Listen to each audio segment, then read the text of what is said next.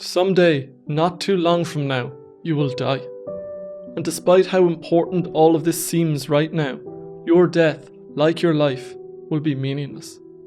All of your anger and your love, your struggles and your successes, every bright idea and blundering mistake you've ever made, are nothing. Of course, you're not alone. Every person that ever lived, every religious prophet and world conqueror, every celebrity king and lover that you've ever heard of, lived their lives on this tiny speck of dust, orbiting an inconsequential star at the edge of an inconsequential galaxy, adrift in an ocean of billions of galaxies. And all of these great people, and every human ever born, lived and died in a mere blink of the cosmic eye, a single heartbeat in the 14 billion year history of the universe, not to mention the billions of years yet to come.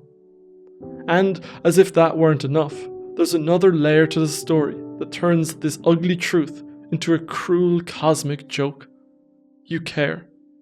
You are wired for meaning. Your heart hungers for a place in the world. It craves importance. But you have no significance. Your existence is simply an accident the world doesn't care about. Philosophers call this collision between a cold, apathetic universe and a human need for meaning the absurd. It's not the universe that's absurd. In reality, it is merely irrational and meaningless. Nor is it the human hunger for meaning. What's absurd is the cruel asymmetry of these two meeting. As the French-Algerian philosopher Albert Camus put it, the absurd is born of this confrontation between the human need and the unreasonable silence of the world. The mind's deepest desire, he says, is an insistence upon familiarity, an appetite for clarity. Understanding the world for a man is reducing it to the human, stamping it with his seal. A world that can be explained even with bad reasons is a familiar world. But, on the other hand, in a universe suddenly divested of illusions and lights, man feels an alien, a stranger.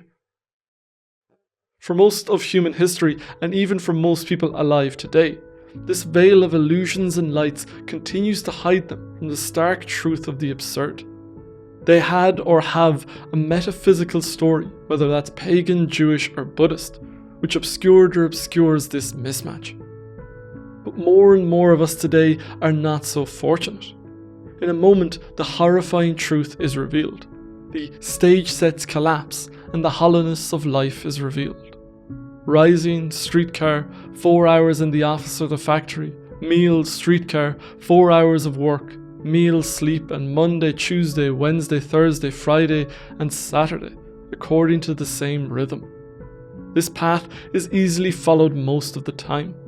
But one day, the why arises, and everything begins in that weariness tinged with amazement. What follows is a gradual return into the chain, or it is the definitive awakening. At the end of the awakening comes, in time, the consequence, suicide or recovery. This is the subject of Camus' The Myth of Sisyphus. The book opens with one of the most iconic lines in the history of philosophy. There is but one truly serious philosophical problem, and that is suicide. Judging whether life is or is not worth living amounts to answering the fundamental question of philosophy. Having experienced the absurdity of life, how do we continue? What answer is there to the problem of nihilism? Camus says there are 3 options in facing the absurd. Only one is legitimate. In his 1955 preface to The Myth of Sisyphus, Camus summarizes the book as follows. The fundamental subject of the myth of Sisyphus is this. It is legitimate and necessary to wonder whether life has a meaning. Therefore, it is legitimate to meet the problem of suicide face to face. The answer, underlying and appearing through the paradoxes which cover it, is this. Even if one does not believe in God, suicide is not legitimate. But why is suicide not legitimate? Camus argues that it is an evasion of the problem, and so it is not a solution to the absurd at all. It is a negation of the problem that amounts to escaping it. It doesn't solve anything. For Camus, suicide isn't the ultimate act of hubris and rebellion, but rather a renunciation of all human values, and indeed the very possibility of human values. It's not the ultimate act of human freedom, but the renunciation of human freedom. He writes that the absurd has meaning only insofar as it is not agreed to. For Camus, suicide is a surrender to the absurd, an admission that life isn't worth living because it lacks meaning. Instead of this capitulation, he argues that the proper response is to stay alive, and thus to keep wrestling with the absurd. And so, with ending our lives off the table, we have two options remaining. The second option is to take what existentialist philosopher Søren Kierkegaard calls a leap of faith. To believe in some doctrine or ideology that tells us there is meaning we must have faith in. This can be a religion like Christianity or an ideology like Marxism. We swallow a pill of bullshit and in return we get reprieve from the absurd. Camus terms this option philosophical suicide.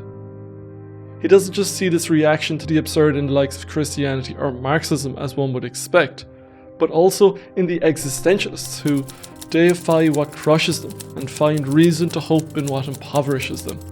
That forced hope is religious in all of them. In their creation of their own meaning, Camus sees the mark of a lucidity that repudiates itself. Existentialists like Sartre, Kierkegaard and Kafka attempt to recapture God through what negates him, to recognize him not through the categories of goodness or beauty, but behind the empty and hideous aspects of his indifference, of his injustice, and of his hatred. This is creating a new illusion to hide away the absurd. Camus, needless to say, isn't such a fan. His reasoning will not allow such an abdication, and must begin and end with the absurd. My reasoning wants to be faithful to the evidence that aroused it. There can be no question of masking the evidence, of suppressing the absurd by denying one of the terms of its equation. It is essential to know whether one can live with it, or whether, on the other hand, logic commands one to die from it.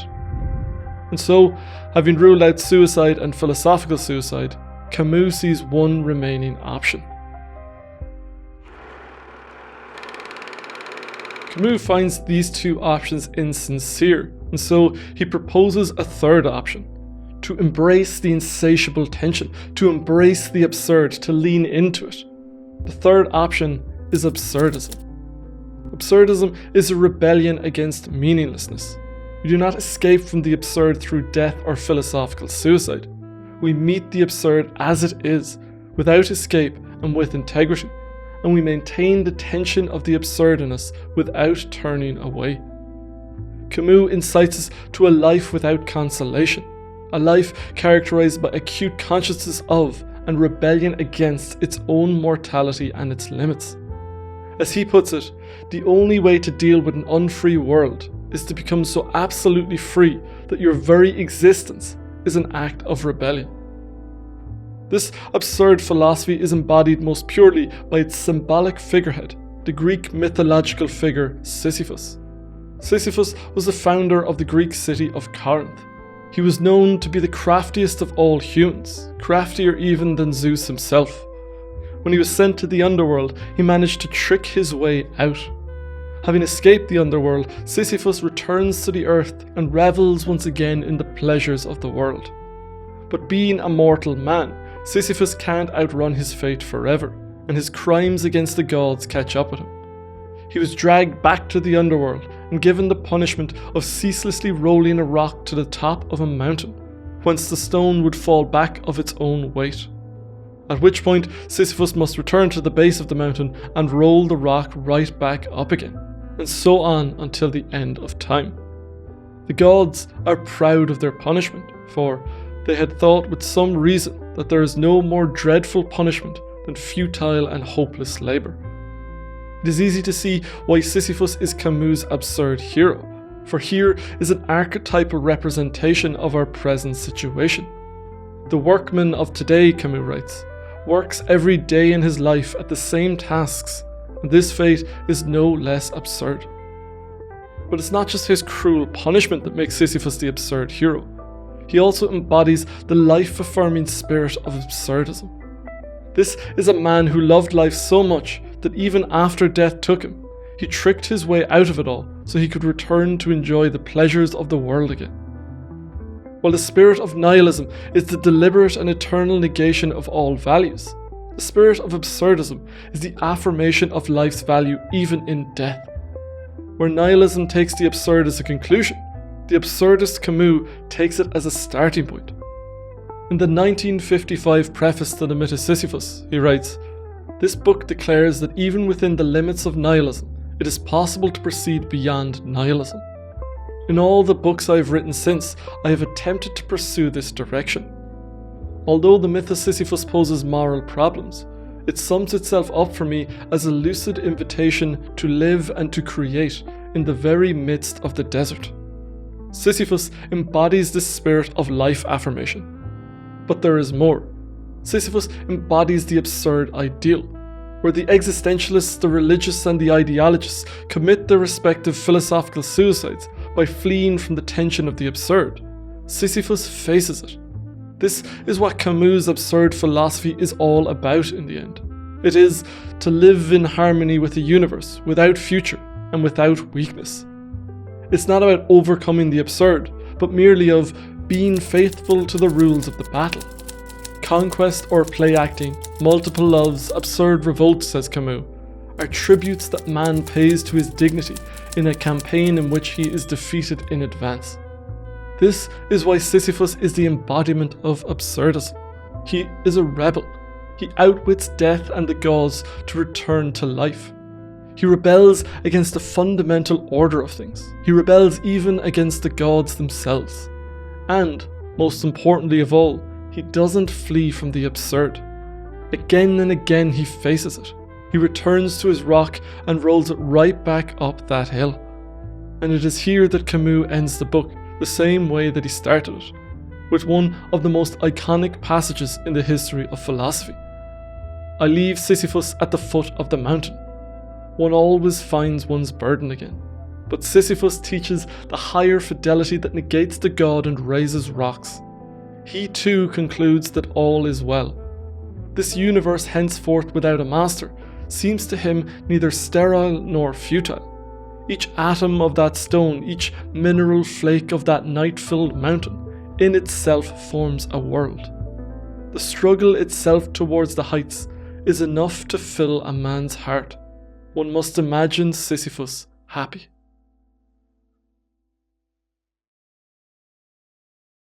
Of course, all this is well and good for Sisyphus, but what does this look like for those of us trapped in our absurd earthly lives? What is the takeaway? What are the solid values that Camus is advocating? It's a question you don't find answered in most of what you see or read on the internet about absurdism. For the most part, we are left with the line, "Imagine Sisyphus happy," which, while undoubtedly a beautiful sentiment, is somewhat challenging to implement. Which is a shame, because Camus does give us an answer, and it is a thing of beauty and simplicity. Naturally, he doesn't advocate any grand system of philosophy or any religion or other system of thought. Instead, it is something simpler and far more tangible. "I have no concern with ideas or with the eternal," he writes. "The truth that comes within my scope can be touched with the hand." He says that there is but one luxury for the absurd hero, that of human relations. Instead of taking shelter in some abstract idea or system like Nietzsche's will to power or eternal recurrence, or Marxism or existentialism, he brings us something immediately human. This is the through line for all of Camus' philosophy. At the beginning of 1951's The Rebel, he writes, "In absurdist experience, suffering is individual. But from the moment when a movement of rebellion begins, suffering is seen as a collective experience. Therefore, the first progressive step for a mind overwhelmed by the strangeness of things is to realize that this feeling of strangeness is shared with all men, and that human reality, in its entirety, suffers from the distance which separates it from the rest of the universe.